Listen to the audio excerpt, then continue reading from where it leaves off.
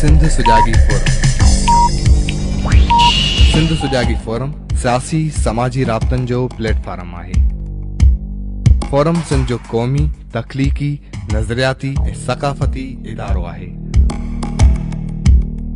Forum Sindh में नई जागरता शुरू करण लाइ सिंध जे बाशऊर माण्हुनि जी इल्मी, अदबी, सियासी, समाजी, फनी, साइंसी ऐं टेक्निकी सरगर्मियुनि जो गॾियल प्लेटफॉर्म आहे।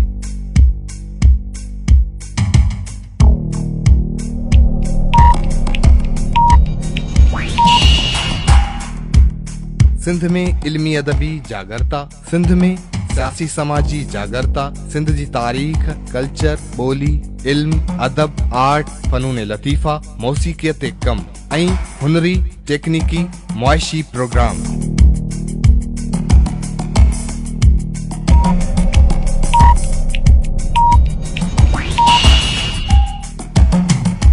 सिंध में इल्मी अदबी जागरता लाइ अवामी ऐं ऑनलाइन लाइब्रेरियुनि जो क़याम अमल आणणु। सिंध में इल्मी अदबी बहस मुबाहिसन, मकालमन, स्टडी सर्किल्स, इल्मी ऐं अक़ली साइंसी ॻाल्हि ॿोल जे रुझान खे हथी वठाइणु, अवामी ऐं इनक़लाबी शऊर जे अदब खे हथी वठाइणु, कल्चरल जदोजहद ज़रिए क़ौमी सुजागी ऐं क़ौमी बदीअ जे माहौल खे हथी वठाइणु,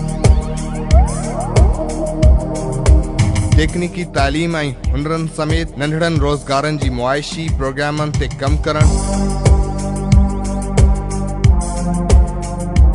तरबियत याफ़्ता सियासी, समाजी ऐं इल्मी अदबी कैडर जी तयारीअ लाइ नर्सरीअ जो किरदारु अदा करणु,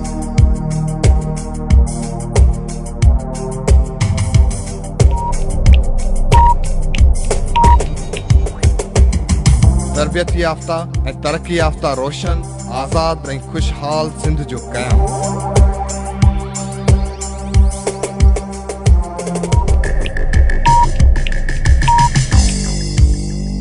हर सिंध दोस्त ऐं सेक्युलर मर्द तोड़े औरत, शागिर्द तोड़े शागिर्दियाणी फोरम जा मेंबर थी सघनि था।